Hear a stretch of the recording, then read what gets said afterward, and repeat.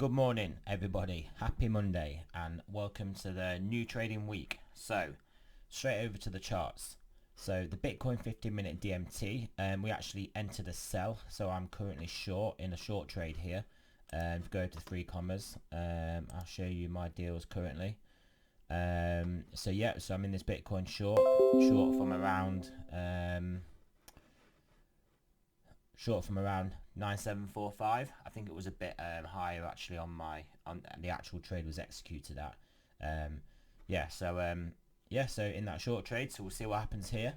I think I did say that I was also long Ethereum. I was long Ethereum and Bitcoin. I took the Bitcoin off, and then I actually set orders to take the Ethereum off at a 1% profit because I wasn't too confident in price action staying up where it was when the CMEs opened and when we obviously got into the proper trading week. So I didn't want to be stuck in that long Ethereum trade. I just wanted to see how the market played out at the open. I mean, weekend action is difficult. It's not difficult, but weekend action is weekend action, and it often doesn't follow through. The next week we sort of resume where we were. So we obviously had a big gap between where we closed on Friday and where we were trading at the weekend, when we were around like the 9,900, 10,000 level in Bitcoin. So I wasn't going to sit and wait to see whether the gap closed or not when it opened, and that was obviously the right decision in the end. So if I go to my deal history, that was the closed Bitcoin long, that was a closed Ethereum long. I did reduce the size of my Ethereum trades. I did mention that, didn't I? And also, it was a 1% profit, but I'm guessing with the market buys and market buy fees and stuff, it actually only ended up in a 0.61% profit. But I was happy to be out of the trade, because if we go over to where Ethereum is trading at the moment, as you can see, took profit on that spike up just there, before we then came down to basically where we're at, roughly where we are now. I am short Bitcoin, and I am cognizant of the fact shorts haven't been doing as well. So I have actually, in the interest of not taking on more risk, I've actually turned off the Ethereum short bot. So as it stands at the moment, I won't be taking a short if we break and close through this 263 level, but I will still be remaining short Bitcoin for the time being. So so that's the update on that. So that's all fine and dandy. So there's another thing I want to show you guys. So I told you guys I'm setting up the dominator for Bitcoin, and I have been speaking to a few of you guys in the group how I'm actually going to operate it. We are doing it on the we are basically going to do it on the 25-minute chart. I think that is the best one to do it on. Just have a look here. That is the best one to do it on. I mean, you do get, it is more responsive. You do get more signals on a 15-minute chart, but you, like in a period of sideways, it's quite often that you'll get some not so good entries, some fake outs, and so we have been looking at the 25-minute. So as you can see on here, the 25-minute has entered make that a bit smaller, has entered a sell trade, and that basically entered around about the same level as well. How I'm actually going to do it, speaking to some of you guys in the group, I'm actually going to set it in a way that we trade that we sort of set some limit orders. So we'll set some limit orders at the entry price, and then $100 range, if we're going short, $100 range above, we'll have then some other orders in. I'm thinking like 40 30 30, so 40% of the position size at the level, 30% $50 higher, 30% $50 higher than that, because the buys and sells don't necessarily get the perfect entry. Often they do well, but they don't always get the perfect entry, and like you can see, we just get our opportunity to accumulate more on wicks down. Also, if we do get a good entry, so obviously there's opportunity then to get the rest of the orders in, average our position size down, and then even if we are roughly a break-even trade, we can usually take some profit out of it, or we could usually take, I'm saying we haven't set it up yet, but I mean, the other time frame does that, so I'm thinking of setting it up in the 25-minute. And then also I have been toying with the idea of setting a shorter term time frame one, again with the same orders, but smaller trade size, because obviously there's going to be more fake outs. But I mean, you can see here we would have entered a buy around here, so that would have been a good buy for that one before we broke up. And then the sell here, which is pretty much exactly what I'm sort of saying, is that we'll basically have the first order for the sell trade here, around this level, and then so that's 8,900, pretty nice. Sorry, 9,900 pretty much, and then we'll have another order there, 9,950, and then we'll end up with another order at 10,000. And as you can see, that would have put us in, put us in within this range, and then we get the dump after. So we still never come out of the sell trade, even on this rise up, we're still in the sell trade according to the 15-minute dominator. Also, yeah.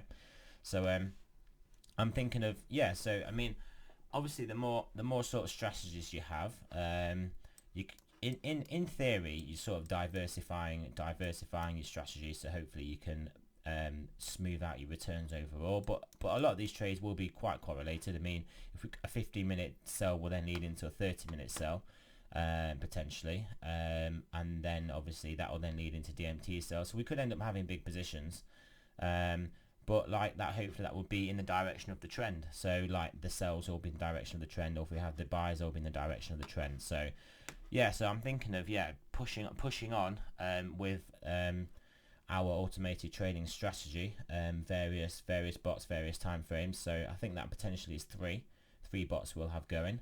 What I do like about the dominators is that I will be setting them up with limit orders, because what I don't like about trading on Bitmex is the market taker fees. But I think that will it will add a good nice piece of edge to our trading, a nice bit of diversification, and then so I look forward to setting that up. So at the moment, I mean, this is whole weekend action here. The 23rd was obviously this is all weekend action, up, back, down, back to where we were. So if you do actually ignore that, we still are in, you can still see we are still basically in this downtrend. So I mean, there's nothing really to say that we can't at least get down to test the 9,500 level again. I mean, if you want to go over to 12-hour chart,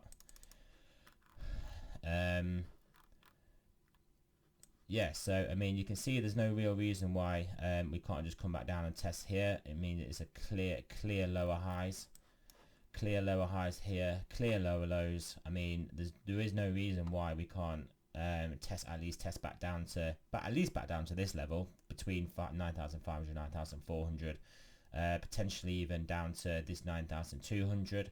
And then if 9,200 goes, and I wouldn't necessarily expect it to go on the first pass, but we are looking at, I think we are looking around this level here. This level looks pretty good, pretty solid to me for at least a bounce. So that would be sub 8,500. So yeah, so we are going to have the great test of does Bitcoin follow gold, or does Bitcoin follow the S&P? Because we have been having S&P up, gold up recently, but we are definitely we're going back to our old ways at the present time of gold massively rallying and the S&P having a big sell-off compared to the sell-offs we've been having recently. So that could gain some momentum. So we can have that test, that do we follow gold or do we follow the S&P? Let's see. I think you guys know my views on this, that we follow the S&P. So I say the S&P, we follow stock markets, we follow equities. So I think that does look pretty bad. I think that's pretty bearish for Bitcoin, myself personally, because I don't buy into Bitcoin being a store of value. I mean, it's yeah, I just don't buy it being a store of value at the moment.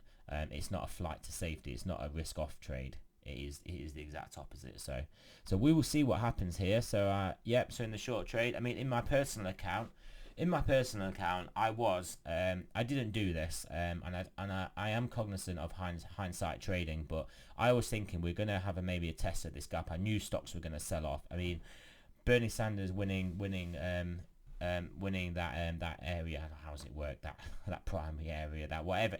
Basically, him going up in the odds of winning the nomination, the Democrat nomination, is gonna severely impact stock markets.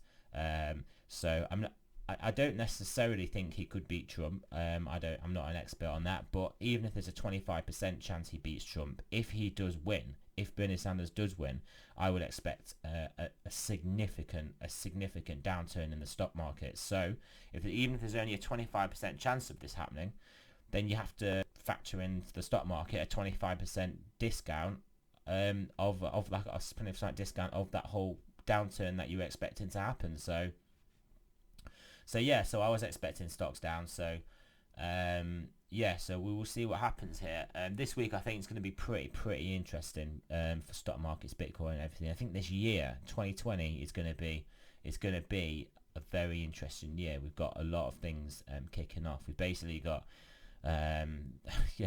we've got a lot of things kicking off this year. So yeah, thanks for listening, guys. Yeah, I'm gonna set up that Dominator bot, and then I will do a video on that later on today. So yeah, thanks for listening, guys. Sorry if I waffled on a bit there. Remember, this is not financial advice. I'm not a financial advisor. These are just my opinions. Don't ever listen to anything I say. And if you choose to, be careful, and yeah, always consult a financial advisor before you take out trading, before you trade, invest, or do anything. And yeah, thanks for listening, guys, and hit the thumbs up, guys. Come on, hit the thumbs up. It's just one little click, and I'll speak to you guys soon.